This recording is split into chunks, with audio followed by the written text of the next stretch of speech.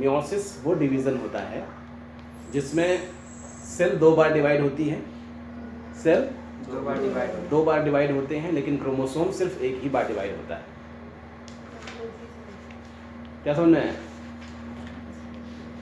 Cell cell 2 बार divide होती है, यानी कि ये वो डिवीजन होता है जिसमें मियोसिस में सेल डिवाइड ट्वाइस,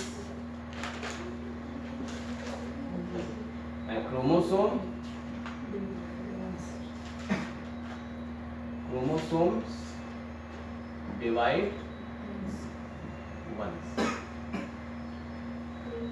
ठीक, क्रोमोसोम्स जो है वो एक बार डिवाइड होते हैं और सेल्स जो है वो 2 बार डिवाइड होती है। ठीक है, इससे जो रिजल्टिंग सेल्स बनती है, इससे जो रिजल्टिंग जो सेल्स बनती हैं उनमें क्या होता है, इनमें क्या होता है कि number of chromosomes become half.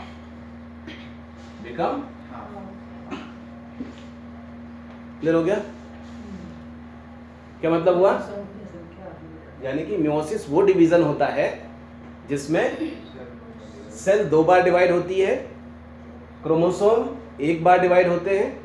ठीक है, जिसके नतीजे में जो नंबर ऑफ क्रोमोसोम्स होते हैं वो हाफ हो जाते हैं। नंबर ऑफ क्रोमोसोम हाफ हो जाते हैं। जो नई सेल बनती हैं उनमें नंबर ऑफ क्रोमोसोम हाफ हो जाते हैं। उसके बाद फिर दूसरी चीज आती है कि ये डिवीजन कहाँ होता है, कौन सी सेल्स में होता है डिवीजन ये। ठीक है, तो ये डिवीजन मियोसिस जो होती है ये special type of diploid cell में होता है। डिप्लॉइड सेल पता मालूम है, जिसमें 2n क्रोमोसोम होते हैं, यानी कि जितनी भी बॉडी की सेल्स सारी डिप्लॉइड होती हैं। ठीक है, special type of diploid cell में होता है जिनके जरिए से क्या होता है, गैमेटोजेनेसिस होती है। क्या होती है? गैमेटोजेनेसिस, मतलब गमीट फॉर्मेशन। गैमेटोजेनेसिस मतलब गमीट फॉर्मेशन। क्या मतलब हुआ? Gamete formation. गैमीट का मतलब, गैमीट में 2 चीजें हो सकती हैं, या तो वो स्पर्म बनेंगे यानी स्पर्मेटोजेनेसिस, या ओवम बनेंगे यानी oogenesis। क्लियर हो गया? स्पर्मेटोजेनेसिस और ओवम यानी oogenesis। इस दौरान जो है क्रोमोसोम जो है, इस दौरान क्या होता है, ये क्या होती है, मियोसिस होती है। तो मियोसिस स्पेशल टाइप की डिप्लॉइड सेल में होता है, जो कि कब होता है, जब गैमेटोजेनेसिस होती है। गैमेटोजेनेसिस का मतलब गैमीट फॉर्मेशन। गैमीट मतलब 2 तरह के गैमीट्स हो सकते हैं, या तो स्पर्म बनेंगे या ओवम बनेंगे। क्लियर बात नहीं?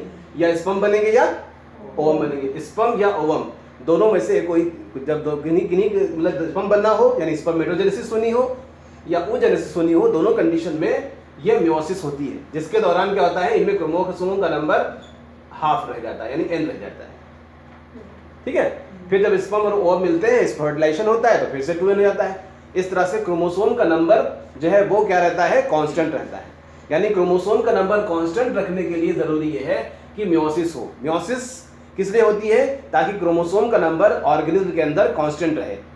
ठीक है, 2n है, मैन में 46 होते हैं, तो 46 बरकरार रहते हैं, वो चेंज नहीं होते हैं। ठीक है, अगर ये मियोसिस ना हो तो क्या होता है, 46 में मान लो स्पर्म में हो 46 इधर हो, तो 46 मिला के 192 जब बहुत हो जाएंगे, है मतलब 92 हो जाएंगे। तो इस तरह से क्रोमोसोम हर बार बढ़ते जाएंगे फर्टिलाइजेशन में। तो इस वजह से मियोसिस होती है, ताकि क्रोमोसोम का नंबर हाफ हो जाता है, जब दोनों मिलते हैं फर्टिलाइजेशन होता है, फिर से 2n हो जाता है। तो इस तरह से क्रोमोसोम का नंबर क्या रहता है, कांस्टेंट बना रहता है। तो मियोसिस इसलिए जरूरी है ताकि क्रोमोसोम का नंबर कांस्टेंट रहे। क्लियर हो गई बात नहीं? अब नेक्स्ट चीज है कि मियोसिस के क्या स्टेप्स होते हैं। ठीक है, मियोसिस के कितने स्टेप्स होते हैं, कितने?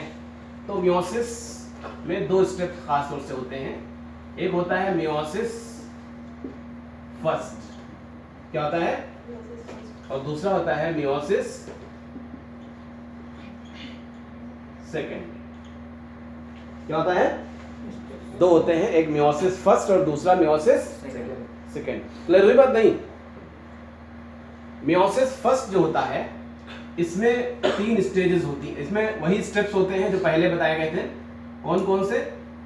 वही 4 स्टेप कल बताया था हमने माइटोसिस में। पहला प्रोफेस फर्स्ट, क्या होगा? उसके बाद प्रोफेस के बाद मेटाफेस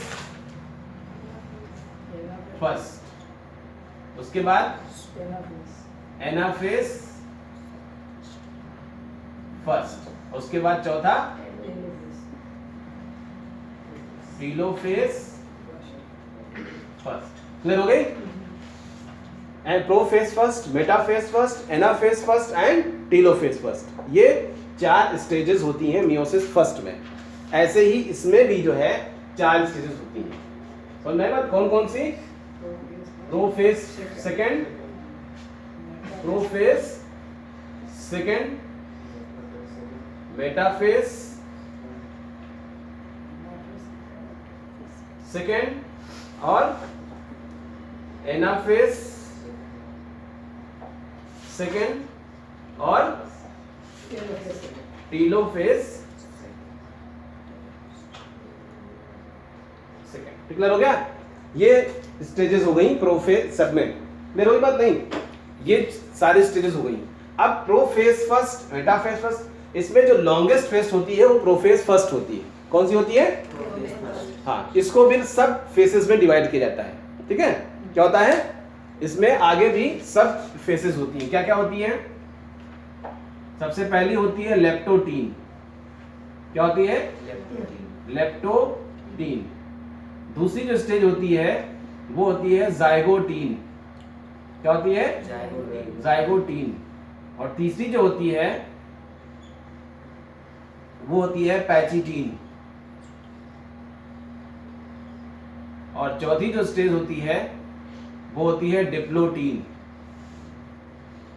डिप्लोटीन। और पांचवी जो स्टेज होती है वो होती है डाइकाइनेसिस। काइनेसिस। ये 4 स्टेजेस होती हैं, 5 स्टेजेस होती हैं। ठीक है? प्रोफेस फर्स्ट में ये 5 स्टेजेस हैं, इसलिए ये लॉन्गेस्ट फेस होती है। क्या होती है? मियोसिस फर्स्ट की प्रोफेस फर्स्ट जो है वो सबसे लॉन्गेस्ट फेस होती है ना? उसमें 5 सब फेसेस होती हैं जिनके नाम क्या है? Leptotene, zygotene, pachytene, diplotene and diakinesis. Clear हो बात? नहीं, ये स्टेजेस होती हैं। समझ में आ रहा है? उसकी सबसे पहली स्टेज जो है प्रोफेस फर्स्ट और उसकी भी लेप्टोटीन। ठीक है? लेप्टोटीन स्टेज में क्या होता है?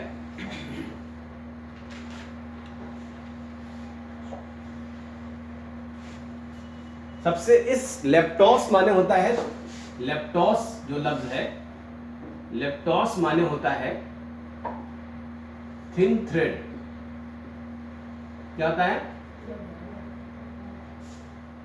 थिन थ्रेड मतलब महीन धागे। यानी इस स्टेज में क्रोमोसोम्स जो होते हैं वो महीन धागे जैसे अपीयर होते हैं, दिखाई देने लगते हैं। यानी क्रोमोसोम यानी कि इस स्टेज में क्रोमोसोम कंडेंस्ड होना शुरू हो जाते हैं। क्या होते हैं? क्रोमोसोम के अंदर क्या होते हैं? डीएनए कंडेंसेशन शुरू हो जाता है, कंडेंस होने लगते हैं। और क्रोमोसोम हमें कैसे अपीयर होते हैं? थिन थ्रेड की तरह से। ठीक है? समझ में आई बात? नहीं, इस तरह से ये क्रोमोसोम जो है हमें थिन थ्रेड की तरह से हमें ये अपीयर होने लगते हैं। ठीक है? ये होगा थिन थ्रेड की तरह से क्रोमोसोम हमें ये अपीयर होने लगते हैं। ठीक है? इस तरह से। क्लियर बात? नहीं, क्रोमोसोम थिन थ्रेड की तरह से क्या होते हैं? अपीयर होते हैं। इस स्टेज में क्या होता है कि क्रोमोसोम जो है वो कंडेंस होना शुरू हो जाते हैं और हमें क्रोमोसोम थिन थ्रेड की तरह से अपीयर होते हैं। ठीक है? इनमें हमें कहीं कहीं पर इनके हमें क्रोमोमियर्स जो है वो अपीयर दिखाई देते हैं। क्या दिखाई देते हैं? क्रोमोमियर्स जो है हमें इन पर दिखाई देते। क्रोमोमियर ना छोटे छोटे पॉइंट्स जैसे दिखाई दे, क्रोमोमियर्स हमें अपीयर होते हैं। क्लियर बात? नहीं। दूसरी चीज होती है कि स्टेज को अगर हम क्या देखेंगे, स्टेज में होता क्या है कि क्रोमोसोम के जो दोनों एंड है यानी टेलोमेयर एंड है, ये न्यूक्लियर मेम्ब्रेन को टच करते हैं। क्या करते हैं? न्यूक्लियर मेम्ब्रेन को टच करते हैं, जिसकी वजह से अगर हम अलग कहीं स्ट्रक्चर इसका बनाए न्यूक्लियस का, हमने 2 ही चीजें बनाए क्योंकि आगे जरूरत है, तो क्या होता है कि क्रोमोसोम जो है कुछ इस तरह से हमें टच करते हुए दिखाई देते हैं, इस तरह से। मतलब न्यूक्लियर मेम्ब्रेन के दोनों तरफ, न्यूक्लियर मेम्ब्रेन दोनों एंड जो है न्यूक्लियर मेम्ब्रेन को टच करते हैं, ठीक है, क्लियर बात नहीं? तो इस अपीयरेंस को कहते हैं बुकेट अपीयरेंस। क्या कहते हैं? जो फ्लावर बकेट है, फ्लावर एंड बकेट कहते हैं ना, वो अपीयरेंस कहते हैं, BOUQUET, बकेट अपीयरेंस, ठीक है, इस तरह से दिखाई देने लगते हैं, क्लियर बात नहीं? तो इस स्टेज पे क्या होता है, क्रोमोसोम कंडेंस होना शुरू हो जाते हैं और क्रोमोसोम हमें जो है थिन थ्रेड की तरह से अपीयर होते हैं। किस तरह से? थिन थ्रेड की तरह से अपीयर होते हैं, क्लियर बात नहीं?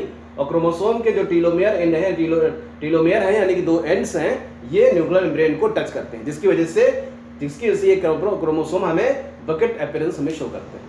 क्या करते हैं? बकेट अपीयरेंस शो करते हैं, क्लियर बात नहीं? तो लिख लीजिए इसके बारे में पहले। In this stage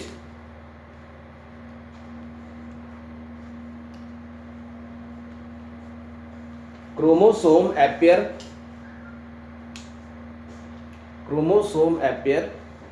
thread like thin thread like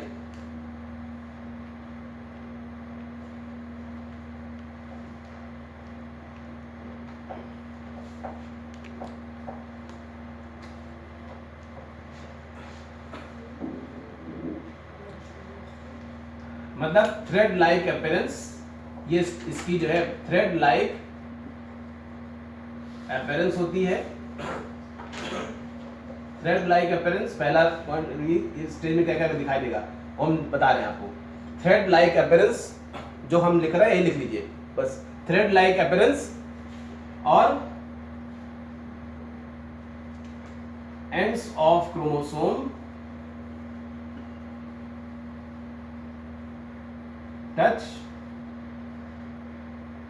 the nuclear membrane,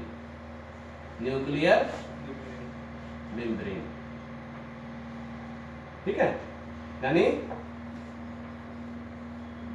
bucket appearance, ठीक है, इस तरह से। तो इस स्टेज में यही होता है, क्रोमोसोम हमें थ्रेड लाइक अपीयरेंस होती है और एंड्स ऑफ क्रोमोसोम जो है वो क्या होते हैं, एंड्स ऑफ क्रोमोसोम जो है वो न्यूक्लियर मेम्ब्रेन को टच करते हैं, जिससे हमें बकेट अपीयरेंस दिखाई देता है, ठीक है। और इस पे क्रोमोमेयर्स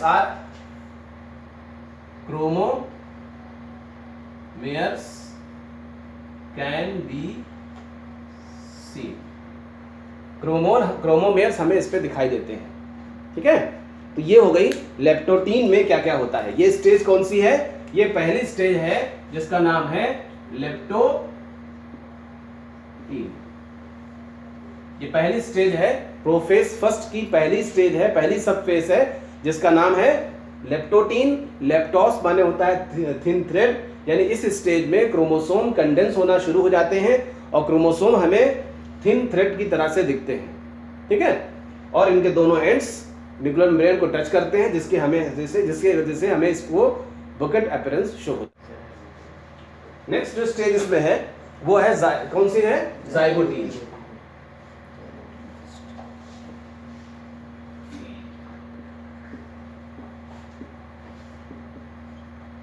जाइगोटीन स्टेज में क्या होता है, जो होमोलॉगस क्रोमोसोम होते हैं वो पेयर कर लेते हैं। जाइगोट मतलब होता है पेयरिंग, मतलब एक दूसरे के पास आना, ठीक है। तो इस स्टेज में क्या होता है कि होमोलॉगस क्रोमोसोम क्या कर देते हैं कि पेयरिंग हो जाती है, क्लियर बात नहीं? होमोलॉगस क्रोमोसोम क्या होते हैं? Homologous chromosome form pair. एक चीज, जो होमोलॉगस क्रोमोसोम होते हैं वो पेयरिंग करते हैं। क्या करते हैं? पेयरिंग करते हैं, पेयर बना लेते हैं, क्लियर बात नहीं? अब होमोलॉगस क्रोमोसोम क्या होते हैं? जैसे पता है कि एक जो हमारे जैसे ह्यूमन जैसे क्रोमोसोम होते हैं, तो आधे क्रोमोसोम फादर से आते हैं, आधे मदर से आते हैं, तो आधे क्रोमोसोम जो है फादर से होंगे, आधे मदर से होंगे। तो आप सपोज करो कि एक कोई जीन, पर्टिकुलर जीन है जो कुछ बनाता है। मान लीजिए मिसाल के तौर पर ये जैसे सपोज करें कि हेयर का कलर है, किसी का हेयर ब्राउन होते हैं, किसी के ब्लैक होते हैं, मानो हेयर है, तो एक जीन है जो एक मदर का जीन, मदर की से जीन आया, एक क्रोमोसोम पे मदर का जीन है जो हेयर बनाने वाला है, फादर से भी वही जीन आएगा हेयर बनाने वाला। तो एक ही तरह के जीन दोनों क्रोमोसोम प्रेजेंट नहीं प्रेजेंट है, फादर से भी आएगा और मदर से भी आएगा। मान लिए फादर का जो है, फादर से जो है वो ब्लैक हेयर वाला है और इधर ब्राउन हेयर वाला है, दोनों मिल करके जो इफेक्टिव होगा वैसे ही बच्चे के जीन होंगे, बच्चे के हेयर कलर होंगे। तो लेकिन दोनों पे तो प्रेजेंट है ना, दोनों क्रोमोसोम पर सेम जीन प्रेजेंट है। तो ऐसे क्रोमोसोम का जोड़ा जिन पर सेम तरह के कैरेक्टर के जीन प्रेजेंट हो वो होमोलोगस पेयर कहलाते हैं। क्या कहलाते हैं? तो ये आपस में पेयर कर लेंगे। क्या कर लेंगे? यानी कि होमोलोगस क्रोमोसोम की पेयरिंग हो जाएगी। क्या हो जाएगी? होमोलोगस क्रोमोसोम की पेयरिंग हो जाएगी। यानी ये जो क्रोमोसोम दिख रहे हैं ये जो है क्या कर लेंगे? पेयरिंग कर लेंगे। समझ में आई बात? नहीं, ये दोनों क्रोमोसोम, ये होमोलोगस क्रोमोसोम है, इनकी पेयरिंग हो जाएगी। क्या हो गई? पेयरिंग। क्लियर हुई बात? दोनों होमोलोगस क्रोमोसोम पेयर्ड हो जाएंगे और दोनों क्रोमोसोम जो है वो डुप्लीकेट भी हो जाते हैं, यानी डिवाइड हो जाते हैं। दोनों क्रोमोसोम डुप्लीकेट भी हो जाते हैं, लेकिन हमें ये इस स्टेज में ये अपीयर नहीं होते हैं, दिखाई नहीं देते हैं। इसी वजह से इनको कहते हैं इस जो क्रोमोसोम है इनको कहते हैं बाईवैलेंट कहते हैं। क्या कहते हैं? बाई माने दो, बाईवैलेंट। ये स्टेज कहलाए बाईवैलेंट। ठीक, क्लियर बात? नहीं, क्या कहलाए?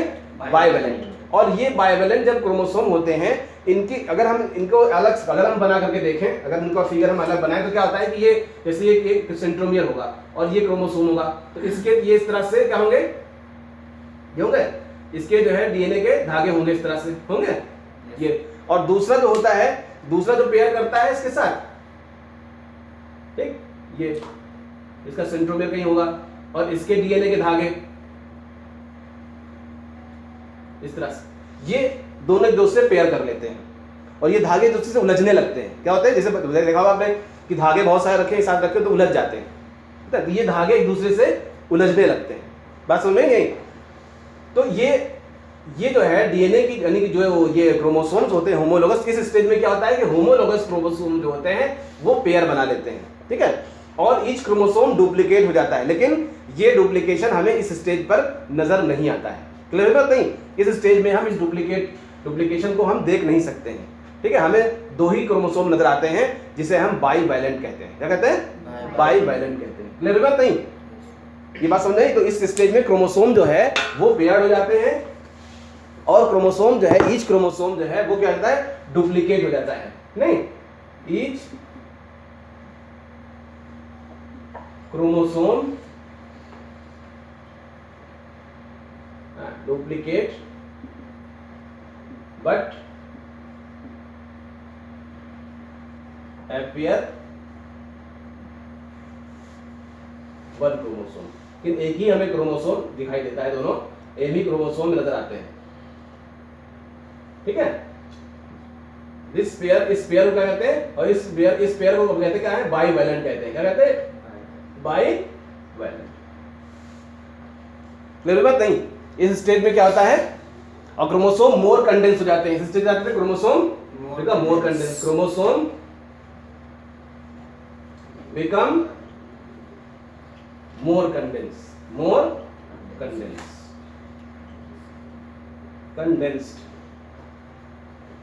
ठीक है, more condensed। ठीक है, इस स्टेज में होते क्रोमोसोम और ज्यादा कंडेंस्ड हो जाते हैं। तो इस स्टेज में क्या हुआ कि homologous pair of chromosome paired हो जाते हैं और इस पेयर को हम बाईवैलेंट कहते हैं। हर क्रोमोसोम डुप्लीकेट हो जाता है, लेकिन हमें एक ही क्रोमोसोम नजर आता है। बात समझ आई? नहीं, इस तरह से ये इस स्टेज पर पहुंचते पहुंचते क्रोमोसोम और कंप्लीट और कंडेंस हो जाते हैं, पेयरिंग हो जाती है और क्रोमोसोम डिवाइड हो चुके होते हैं और हर क्रोमोसोम दो क्रोमेटिड में डिवाइड हो जाता है, लेकिन हमें दोनों क्रोमेटिड अलग अलग दिखाई नहीं देते हैं इस स्टेज तक।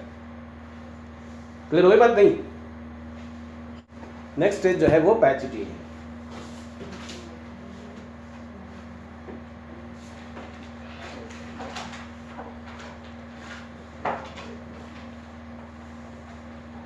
इस स्टेज पर पहुंचते पहुंचते क्या होता है, क्रोमोसोम जो डुप्लीकेट हुए थे अब वो दिखाई देने लगते हैं, यानी उनके क्रोमेटिड्स क्या होते हैं, दिखाई देने लगते हैं। मतलब कुछ इस तरह से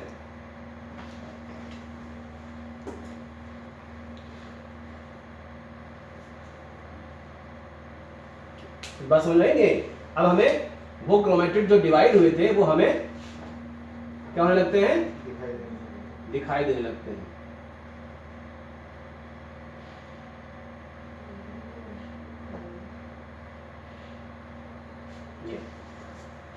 इस स्टेज तक पहुंचते पहुंचते क्रोमोसोम जो डुप्लीकेट हुए थे वो क्रोमेटिड हमें क्रोमोसोम के क्रोमेटिड हमें अपीयर हो जाते हैं, दिखाई देने लगते हैं। इस स्टेज को कहते हैं टेट्राड। क्या कहते हैं, टेट्रा कहते हैं चार को। इस स्टेज को कहते हैं टेट्राड।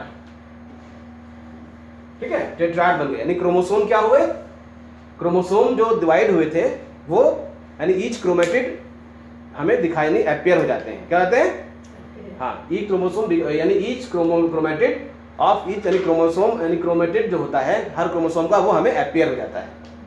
क्लियर बात नहीं, क्रोमोसोम का क्रोमेटिड जो वहां अपीयर नहीं हो रहा था यहाँ पर अपीयर हो जाता है, दिखाई देने लगता है। ठीक है, और क्रोमोसोम मोर कंडेंस हो जाते हैं।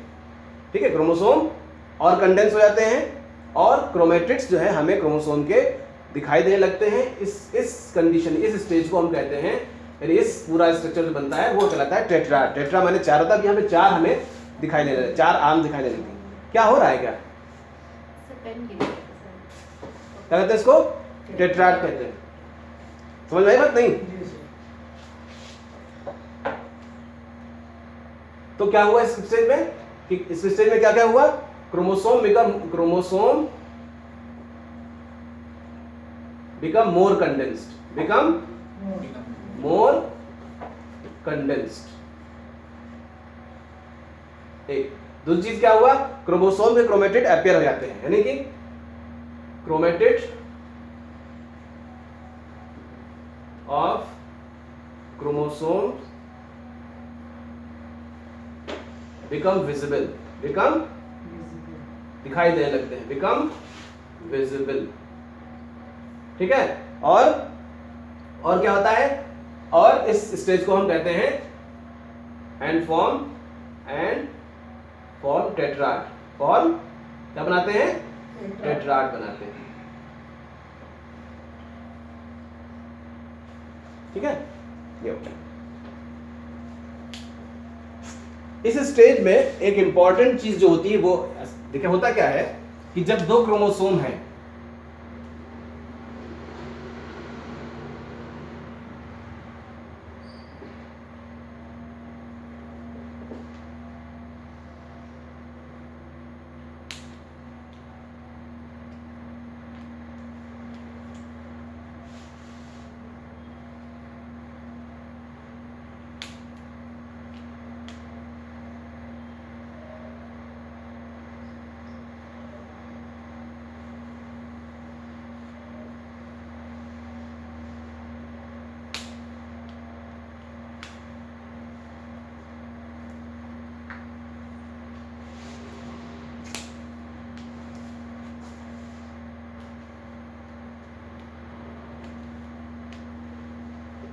क्या होता है कि दोनों क्रोमोसोम दिख रहा है जो टेट्राड है, इनके जो क्रोमोसोम्स, इनके जो क्रोमेटिड्स हैं, क्या है, क्रोमेटिड्स हैं, इनके जो डीएनए जो फिलामेंट्स होते हैं एक दूसरे से उलझ जाते हैं, इंटेंगल हो जाते हैं। ठीक है, क्या हो जाते हैं, एक दूसरे से उलझ जाते हैं। और जब ये उलझ जाते हैं तो क्या होता है, जब इनको खींचा जाता है, बात समझे, जब ये एक दूसरे उलझने के बाद अलग होते हैं, जैसे कहते हैं धागे होते हैं उलझ जाएं और उनको हम अलग करना चाहें तो क्या होता है, टूटते हैं। तो जब ये धागे जब एक दूसरे से उलझ जाते हो, जब इन्हें अलग करना होता है, जब अलग होना होते हैं तो इनके ये धागे एक दूसरे से टूट जाते हैं, टुकड़े हो जाते हैं, नहीं इधर का धागा उधर, इधर का उधर चला जाता है, ये टूट जाते हैं।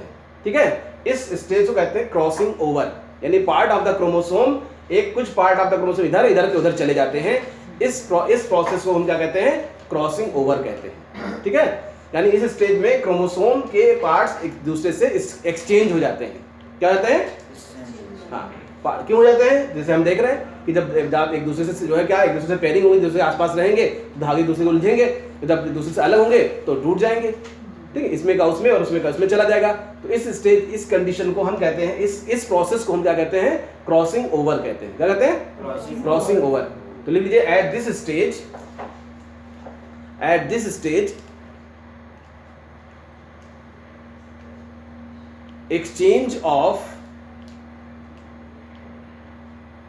exchange of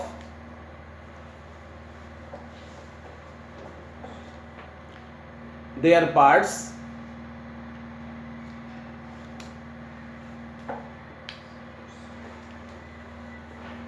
between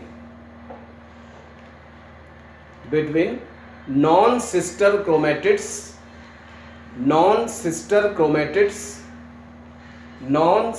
chromatids of homologous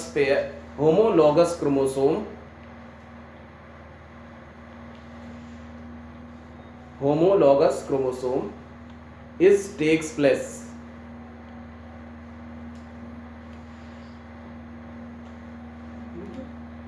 Non-homologous chromosome takes place. It is called crossing over. क्या कहलाता है, इस प्रोसेस को क्या कहते हैं, क्रॉसिंग ओवर कहते हैं। क्लियर है बात? नहीं, इस प्रोसेस को हम क्या कहते हैं, क्रॉसिंग ओवर। अब नॉन सिस्टर क्रोमेटिड्स क्या होते हैं ये हमें समझना है। देखिए ये क्रोमोसोम है, ये अलग क्रोमोसोम है, ठीक है, इसके दो क्रोमेटिड है, इसके दो क्रोमेटिड है। ये दोनों क्रोमेटिड तो सिस्टर क्रोमेटिड है। क्या है, ये दोनों क्रोमेटिड, जैसे ब्लैक ब्लैक दिख रहे हैं, दोनों सिस्टर क्रोमेटिड है। ये रेड रेड दिख रहा है तो ये सिस्टर क्रोमेटिड है। जब ये दोनों क्या हुए, दूसरे के नॉन सिस्टर क्रोमेटिड हुए। क्या हुए, तो क्रॉसिंग ओवर हमेशा नॉन सिस्टर क्रोमेटिड के बीच होता है। क्या होता है, नॉन सिस्टर क्रोमेटिड्स के बीच में होता है। कभी सिस्टर क्रोमेटिड्स के बीच में क्रॉसिंग ओवर नहीं होता है। क्रॉसिंग ओवर हमेशा नॉन सिस्टर क्रोमेटिड्स के बीच में होता है। ठीक है, तो क्रोमोसिंग ओवर क्या होता है कि नॉन सिस्टर क्रोमेटिड्स एक दूसरे के पार्ट्स में एक पार्ट्स का एक्सचेंज कर लेते हैं। इस प्रोसेस को हम कहते हैं क्रॉसिंग ओवर। ठीक है, क्रॉसिंग ओवर से क्या फायदा होता है, क्रॉसिंग ओवर से वेरिएशन क्रिएट होते हैं। मतलब जैसे एक माँ बाप है, उनके बेटे होते हैं, वो बेटे एक दूसरे से डिफरेंट होते हैं, माँ बाप से भी डिफरेंट होते हैं, उनकी शक्ल अलग दिखाई देती है, थोड़ी थोड़ी मिलती है लेकिन बहुत ज़्यादा नहीं मिलती है। भाई एक दूसरे से बिल्कुल अलग अलग होते हैं। तो अब ये प्रोसेस किसकी वजह से होती है, उसकी एक वजह ये भी क्रॉसिंग ओवर है, क्योंकि इसमें कुछ पार्ट्स का एक्सचेंज हो जाता है, जिसकी वजह से जीन्स का स्ट्रक्चर, जीन जो है रीअरेंज हो जाते हैं। जीन्स क्या होते हैं, रीअरेंज हो जाते हैं। बात समझे, जो नया जो क्रोमोसोम, जब क्रॉसिंग ओवर के बाद दोनों अलग होते हैं तो नए जो क्रोमोसोम के अंदर जीन का जो अरेंजमेंट होता है वो नया होता है, मतलब एक बिल्कुल रीअरेंज हो जाते हैं। ठीक है, तो इस तरह से क्रॉसिंग ओवर जो है वो वेरिएशन का एक वजह बनता है। बात समझ नहीं आई, वेरिएशन की एक वजह बनता है। तो ये हो गया क्रॉसिंग ओवर। इस स्टेज में ये बात है कि क्रॉसिंग ओवर इसी स्टेज में होता है, पैचिटीन स्टेज में।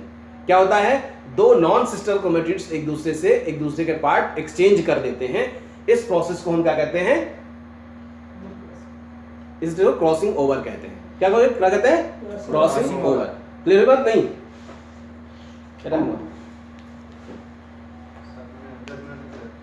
ठीक है, उसके बाद नेक्स्ट जो स्टेज है वो कौन सी है, पैचिटीन के बाद नेक्स्ट स्टेज है कौन सी, डिप्लोटीन। कौन सी स्टेज है, डिप्लोटीन।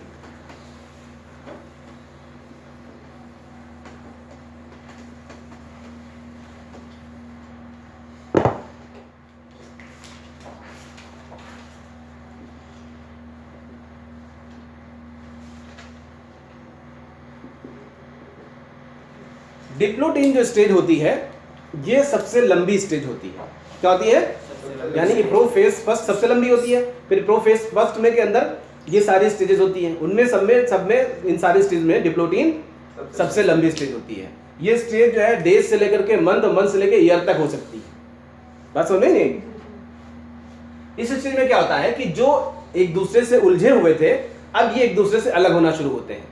क्या होता है, डिप्लोटीन स्टेज में एक दूसरे से क्या होते हैं, अलग होना शुरू हो जाते हैं। बात समझ में? यही इस स्टेज में क्या होता है, एक दूसरे से अलग होना शुरू हो जाते हैं। कौन से, जो क्रोमोसोम पेयर्ड होते हैं। अब ये अलग होना कहां से शुरू होता है, सेंट्रोमियर से शुरू होता है। कहां से शुरू होता है, सेंट्रोमियर से। लेकिन वो जगह है जहां पर क्रॉसिंग ओवर हुआ है, जहां दोनों के बीच पार्ट का एक्सचेंज हुआ है वहां पर ये एक दूसरे से तब भी जुड़े रहते हैं। क्या होते हैं? बात समझे? उस पार्ट को यानी उस जगह पर एक क्रॉस बन जाता है। क्या बन जाता है? क्रॉस, एक्स जैसा। उस पॉइंट को हम कहते हैं कियाज्मेटा। क्या कहते हैं? कियाज्मेटा। क्लियर है बात? नहीं मतलब ये दोनों क्रोमोसोम एक दूसरे से अलग होना शुरू होते हैं। मतलब कुछ इस तरह से ये होता है।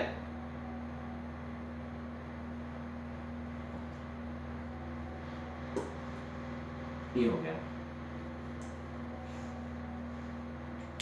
इसमें थोड़ा सा पार्ट इसका एक्सचेंज हो गया है। क्या हो गया है? एक्सचेंज हो गया है। क्लियर है बात? नहीं क्या हो गया है? हाँ, उसके बाद फिर नेक्स्ट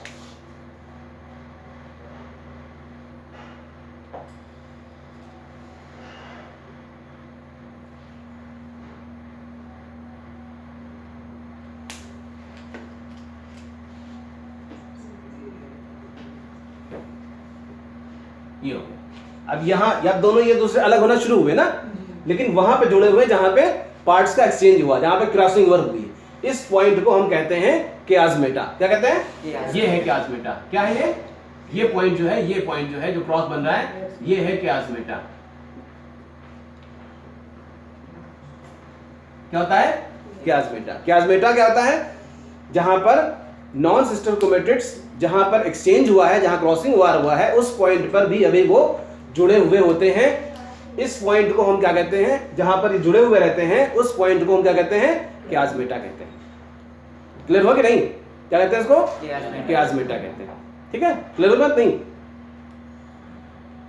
तो इस स्टेज में क्या होता है, यानी कि डिप्लोटीन स्टेज, यानी कि जो स्टेज डिप्लोटीन स्टेज है, इसमें क्रोमोसोम जो होते हैं, जो पेयर्ड हुए होते हैं, ये एक दूसरे से अलग होना शुरू हो जाते हैं। ये अलग होना कहां से स्टार्ट होता है? कहां से स्टार्ट होता है? सेंट्रोमियर से स्टार्ट होता है। लेकिन वो पॉइंट जहां पर क्या हुआ है? क्रॉसिंग ओवर हुआ है, उस जगह पर वो एक दूसरे से जुड़े रहते हैं, जिसकी वजह से एक एक्स शेप यानी क्रॉस शेप स्ट्रक्चर बनता है, जिसे हम कियाज्मेटा कहते हैं। क्लियर है? नहीं ये इस स्टेज में होता है। समझ आ गई बात? नहीं लिख लीजिए इसमें, एट दिस स्टेज डिप्लोटीन में, at this stage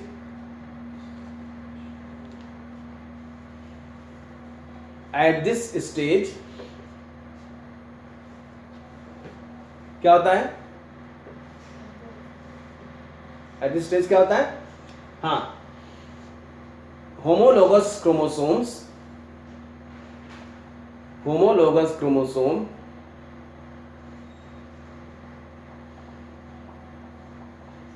start to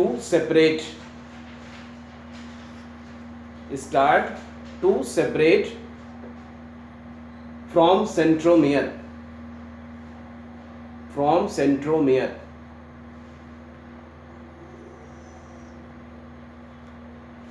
but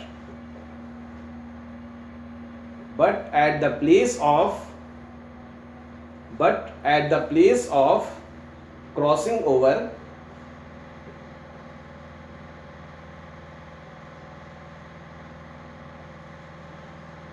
they are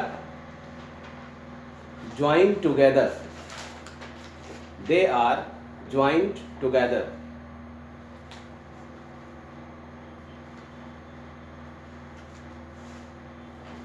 Forming a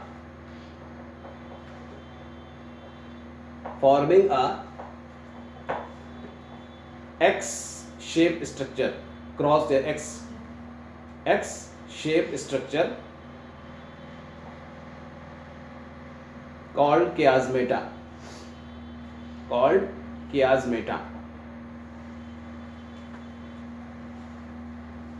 और देखो, क्रोमोसोम जितना लंबा होगा उतना ही ज्यादा कियाज्मेटा बनेंगे। समझ में आई बात? नहीं, उतना ही ज्यादा क्रॉसिंग ओवर होंगे, चांसेस होते हैं, और उतने ही ज्यादा कियाज्मेटा बनते हैं। कॉल्ड कियाज्मेटा। क्लियर हो गई बात? नहीं इस स्टेज तक पहुंचते पहुंचते क्या हुआ? दोनों क्रोमोसोम एक दूसरे से अलग होने लगते हैं। क्या होते हैं? अलग होने लगते हैं। और क्या होता है?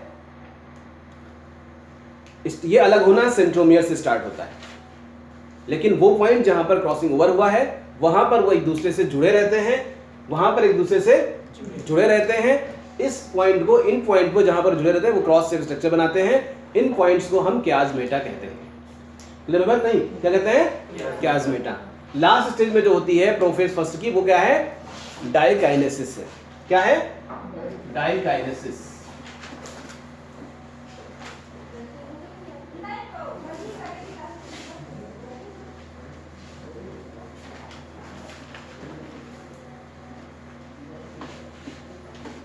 लास्ट स्टेज पे जो है वो है डाइकाइनेसिस।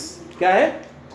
डाइकाइनेसिस। डाइकाइनेसिस पहुंचते पहुंचते ये लास्ट स्टेज है। इस स्टेज में न्यूक्लियर मेम्ब्रेन डिसअपियर हो जाती है। न्यूक्लियोलस भी होता है, वो भी डिसअपियर हो जाता है। तो बनाया नहीं कि न्यूक्लियोलस, वो भी डिसअपियर हो जाता है। ठीक है, और दोनों क्रोमोसोम जो है एक दूसरे से अलग हो चुके होते हैं।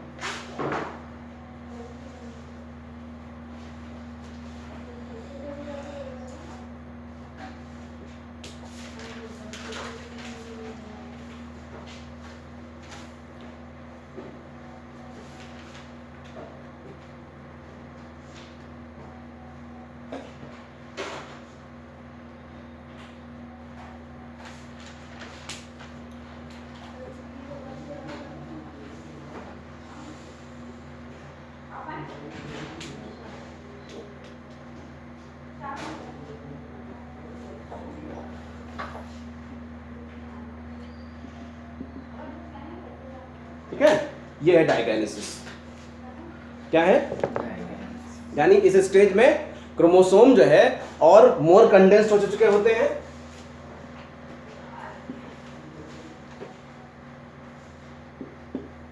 क्रोमोसोम और कंडेंस्ड हो जाते हैं और एक दूसरे से अलग हो जाते हैं। न्यूक्लियर मेम्ब्रेन और न्यूक्लियोलस डिसअपियर हो जाती है। स्पिंडल फाइबर्स का फॉर्मेशन स्टार्ट हो जाता है। ठीक है, ये है डाइकाइनेसिस। लास्ट स्टेज हो गई। ठीक है, क्लियर बात नहीं? इस तरह से प्रोफेज फर्स्ट जो है वो कंप्लीट हो जाता है। क्या होता है? प्रोफेज फर्स्ट कंप्लीट हो जाता है। क्लियर बात नहीं? देखो, at this stage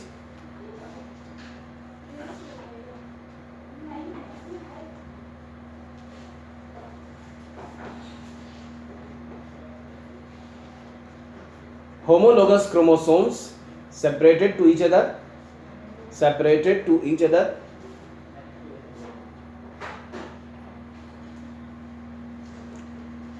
nuclear membrane separated to each other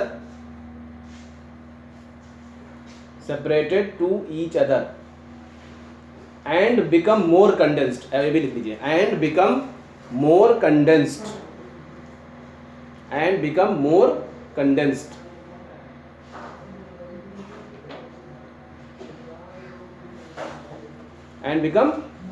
more condensed nuclear membrane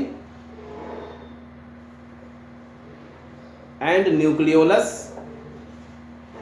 disappear.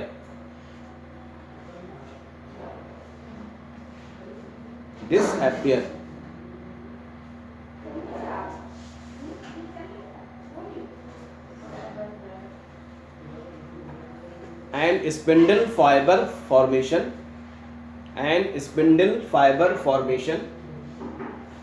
takes place.